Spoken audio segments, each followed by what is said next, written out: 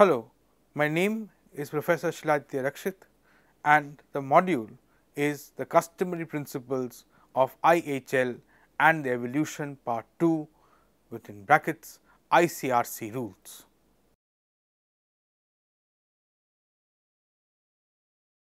Module overview. This module will discuss the customary principles of IHL as enumerated by the Manual on Customary International Humanitarian Law provided by the International Committee for Red Cross ICRC. We will discuss in brief and principle the 6 major parts in which all the customary rules are divided in the study by ICRC. Learning outcomes. To give students an overview of the major principles identified by ICRC customary rules. By the end of the module, the students of this module will have a basic understanding of the concepts that have developed to the level of customary international law in the field of humanitarian law. Introduction. The ICRC customary IHL rules is a study of customary international humanitarian law conducted by the International Committee for Red Cross and published by Cambridge University Press in 2005. It is considered to be one of the most authentic sources on interpretation and identification of principles of IHL and recognized by the international tribunals and countries alike as representing customary principles of humanitarian law. It consists of 161 rules divided into 44 chapters and 6 major parts. For every rule mentioned in the ICRC customary IHL rules, there is a corresponding chapter in second volume of the publications, that is ICRC customary IHL practice. The 6 major parts under which rules are divided include the principles of distinction, specially protected persons and objects, specific methods of warfare, use of weapons, treatment of civilians and persons, hors de combat, and lastly the implementation. Principles of distinction. The first set of rules and perhaps the most important customs are the rules relating to distinction. IHL requires a distinction to be maintained in the targets of the attack. The first distinction is that between civilians and combatants. Chapter 1 of the ICRC rules defines combatants, armed forces and civilians. Civilians ought not be the targets of an attack. The second distinction is between civilian objects and military objectives. Definitions of military objective and civilian objects are extremely vague, allowing a great scope of discussion on classification of objects. Certain objects clearly fall within military or civil objects.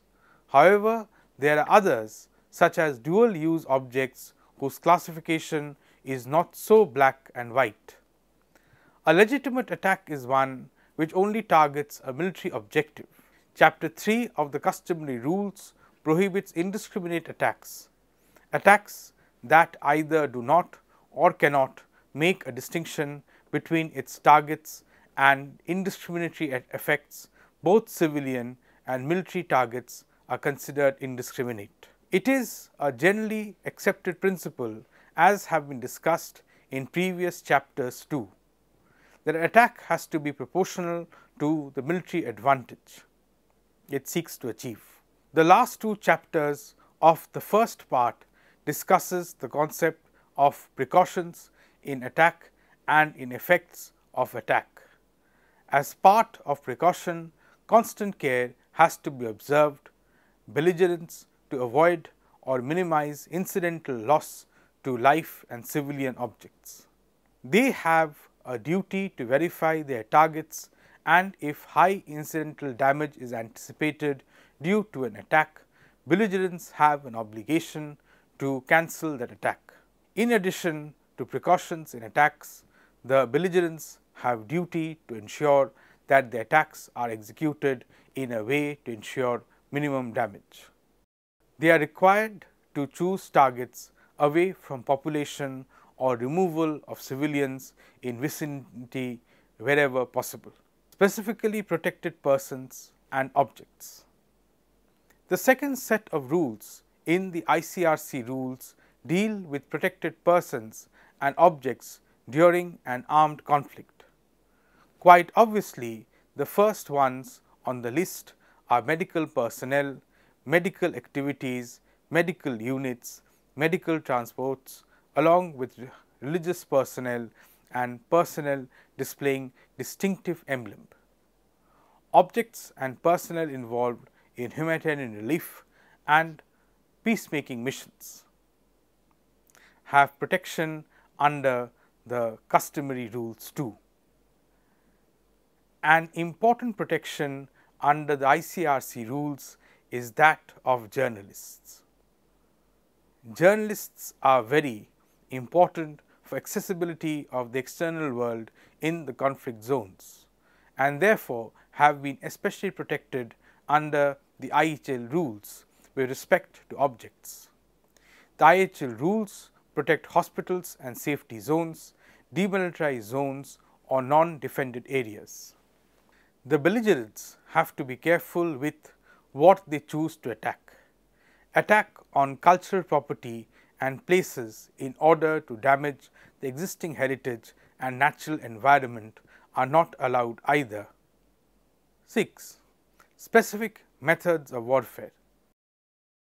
There are certain methods that are prohibited to be used under an armed conflict situation, using denial of quarter as a threat or attacking hors combat or persons parachuting from aircraft in distress is disallowed.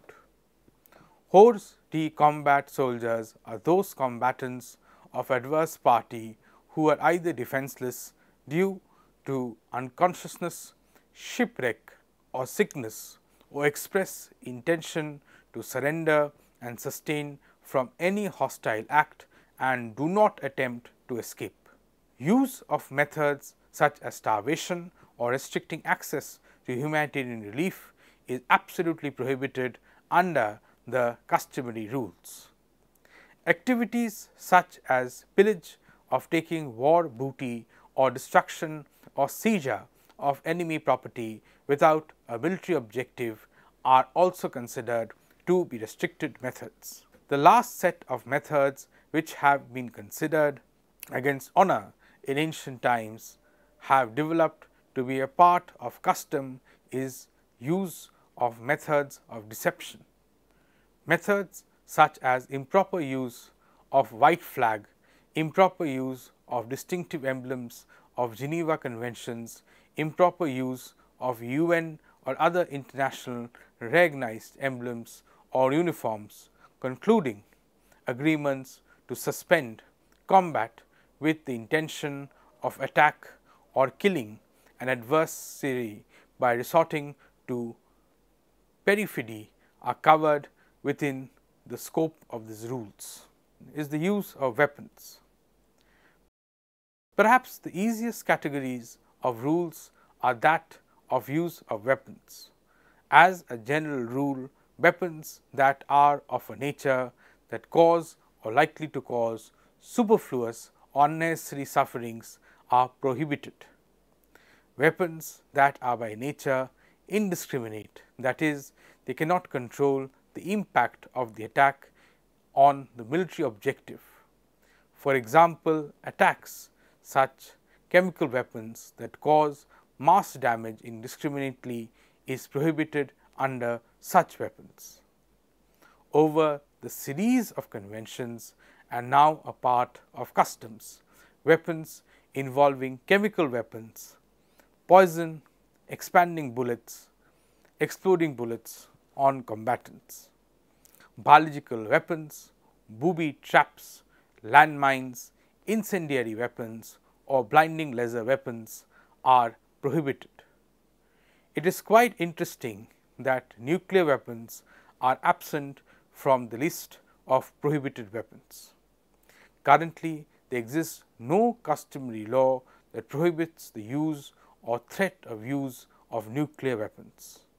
The decision by the ICJ on the advisory opinion on legality of the threat or use of nuclear weapons has clarified that position. ICJ in its opinion explained that the use of nuclear weapons is not that clear or direct. If the weapon were of a nature that violates other principles of IHL, that is, if it is indiscriminate in nature, it would still be prohibited under IHL. However, nuclear weapons, if abide by principles of IHL, are not prohibited. Treatment of civilians and persons hors de combat. Chapter 32 of the ICRC rules discusses the fundamental guarantees that international humanitarian law provides for. The first is that of a humane treatment. All civilians and hors de combat are supposed to be treated humanely without discrimination of any kind. Activities such as murder, torture or inhuman treatment, mutilation and medical or biological experiments are strictly prohibited on the said group. Rape and sexual offences, other type offences such as slavery and slave trade, forced labour, hostage taking and using human shields are also prohibited under the IHL rules. There are other set of rights relating to justice that are guaranteed to the hors de combatant and civilians. These guarantees include prohibition against arbitrary deprivation of liberty, prohibition against enforced disappearances, guarantee of fair trial and respect for family life and religious practices amongst others. However, not all captured combatants have the same rights as prisoners of war. For starters, combatants have the duty to distinguish themselves from civilians. If they do not do so, they would not be considered prisoners of war. Combatants caught during espionage, that is spies or mercenaries as defined by Geneva Convention, do not have a status of prisoners of war. In cases of shipwrecks or conflict over sea, all parties to conflict have a duty to take all measures to collect and evacuate wounded, sick and shipwrecked without distinction, provide or allow them to obtain necessary medical care, and protect them from ill treatment and pillage of personal property. The dead have to be collected, identified and cremated with respect, and the remains and personal effects have to be returned. Chapter 37 discusses the treatment of those deprived of their liberty. The parties to a conflict have a duty to provide basic amenities where such persons are held, and women and children must be held in separate quarters from men unless families accommodated as family units. The prisoners have to be located at a place away from combat zone where their health and hygiene can be maintained.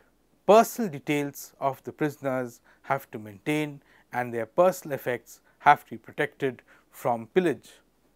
In order to ensure that persons deprived of their liberty are in conditions prescribed by IHL, ICRC must be granted regular access in case of international armed conflicts and may visit and offer services in a non-international armed conflict. All persons must be allowed to correspond with their families, and those deprived of liberty for non-international armed conflict must be allowed to receive visitors. It is also provided that personal convictions and religious practices of such persons must be respected. Rule 128 lays down that POW must be released after cessation of hostilities. Civilian, internees and persons deprived liberty in relation to non-international armed conflict, when reasons for their internment or deprivation ceases to exist. In addition, Chapter 38 provides that displacement of population either from occupied territory or from owned territory to occupied territory is prohibited unless security of population or military necessity so demands. In cases of displacement, parties have the duty to ensure they are received in good health and hygiene is maintained, and they have the right to return to their homes once the reason for displacement ceases to exist. Property rights of displaced persons have to be respected. The last set of protection offered under the ICRC rules imposes a duty on parties to a conflict to respect special rights and needs of women, children, elderly and the disabled. It further creates an absolute prohibition on recruitment of child soldiers, allowing children to participate in hostilities. 9 is implementation, compliance. The last section of the ICRC rules deals with the implementation of the customary principles of international humanitarian law. It sets down obligations for each party to comply with customary rules irrespective of the reciprocity. States have an obligation to train their military commanders and armed forces about principles of humanitarian law.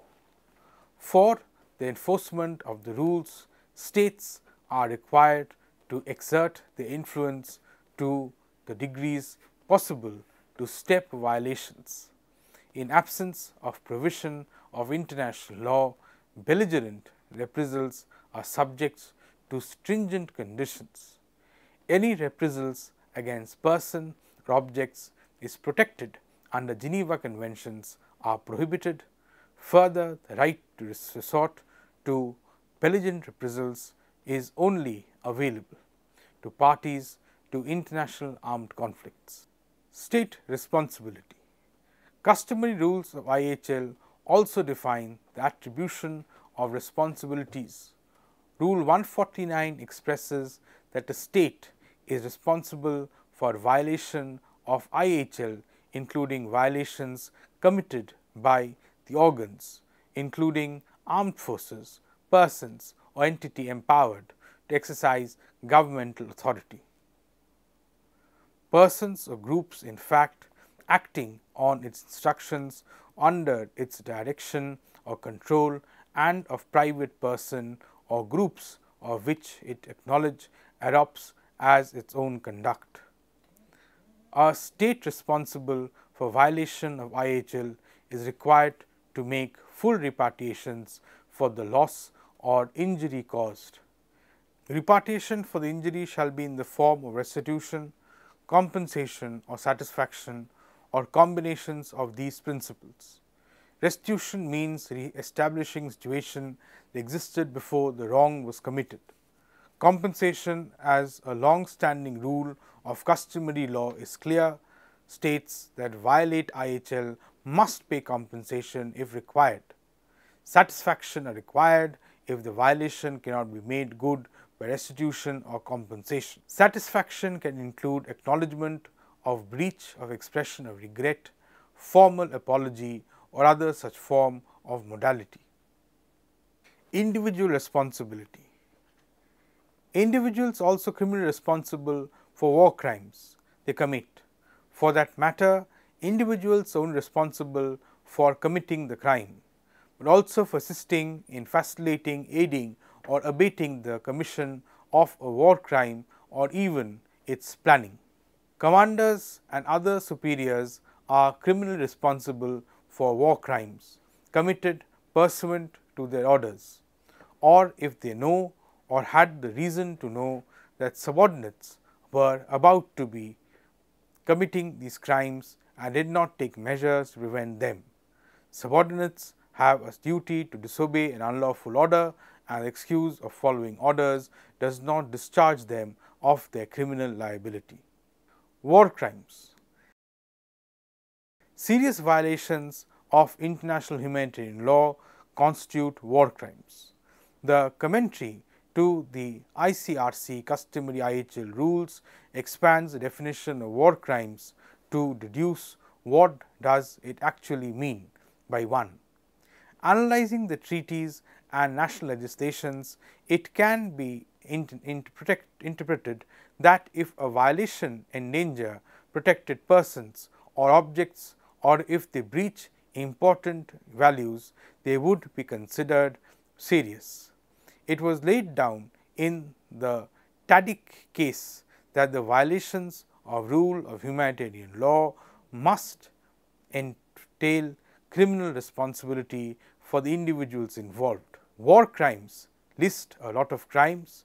The first set of crimes included in definition of war crimes is that of grave breaches of Geneva Conventions against any protected person or property, which include willful killing, torture or inhuman treatment, willfully causing great or serious injury, extensive destructions, or a portion of property not justified by military necessity,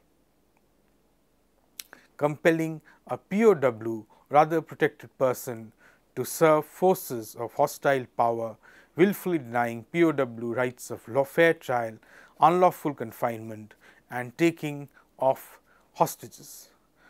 A look at the Rome Statute of the International Criminal Court would identify a long list of other serious violations during international and non-international armed conflicts as war crimes. This one section would not be enough to list all crimes that could fall within a definition of a war crime. An interesting concept of customary law that has developed with war crimes is that of universal jurisdiction of states over war crimes. Essentially, what this means is that any state, irrespective of territorial jurisdiction, can prosecute war crimes occurring in any part of the world in their national courts, because the crime is of such a nature that it affects the whole world. States whose nationals commit the crime or on whole territory the crimes occur have the obligations to investigate the crimes and prosecute the suspects. Rule 159 also codifies that after the end of hostilities, states must offer greatest possible amnesty to persons participating in non-international armed conflict if the suspect is not accused of war crimes. Additionally, given the nature of war crimes, it is not treated as any other crimes. The statute of limitation, for instance, does not apply to war crimes. Further, states have a duty to cooperate in order to facilitate investigation of the war crimes and prosecutions of the guilty. Thus, to summarize, in this module, we went through summary of all the provisions existed in the ICRC manual on customary international humanitarian law. First and foremost, we discussed the principle of distinction and its related rules of proportionality and precautions which work together for an act to be legitimate or illegitimate. We understood the difference between legitimate and illegitimate military and civilian targets. We then discussed the protected objects and persons under the customary IHL rules. Following an introduction, we discussed the methods of warfare that are prohibited under the IHL. Principles include attacking defenseless, pillage, inhuman treatment, starvation as a method, and deception amongst others. We discovered that weapons which cause excessive or superfluous injury or are indiscriminate in their nature, are prohibited under principles of IHL. Customary rules provide a list of weapons that are prohibited so far. However, nuclear weapons are not yet a part of the list. We then shifted attention to treatment of civilians and hors de combat. We discussed the fundamental guarantees offered to the entire group. We also discovered that certain categories of combatants do not get the status of prisoners of war. These include combatants who do not distinguish them from civilians, spies and mercenaries.